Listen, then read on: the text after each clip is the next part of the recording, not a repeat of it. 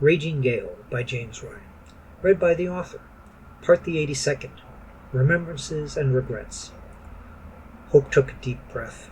Despite the shock at finding out that Charity was now going to be sharing the captain's cabin with her, she wanted to share something with Abigail, something she'd avoided sharing with anyone until now.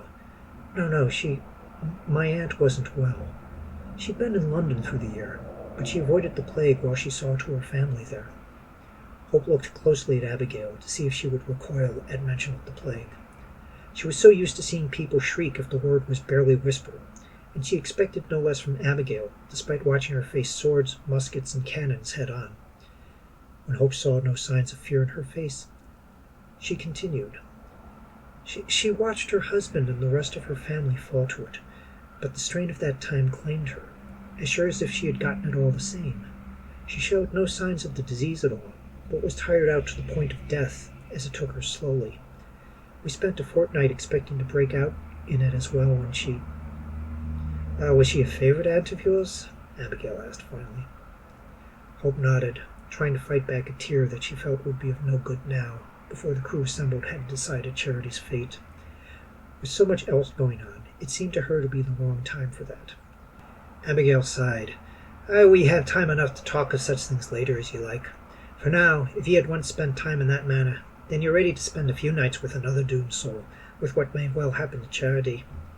What might they decide to do? Hard to say.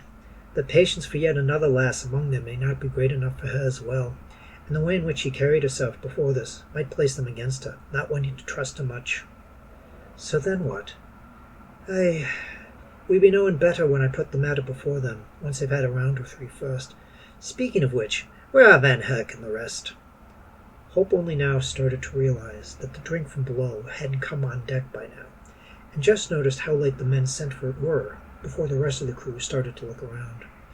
"Mr. Kelly," Osai commanded, "please see us to the delay with the men tasked to bring the rebellion." As Kelly went below, Charity emerged from the captain's cabin. She appeared before the crew in a new shirt, but this time with her chest and hair unbound, not trying to disguise herself. Abigail gave out a curse. "Sink me! I told her to wait until the matter was discussed. Her fool impatience could have her marooned if she does something stupid now."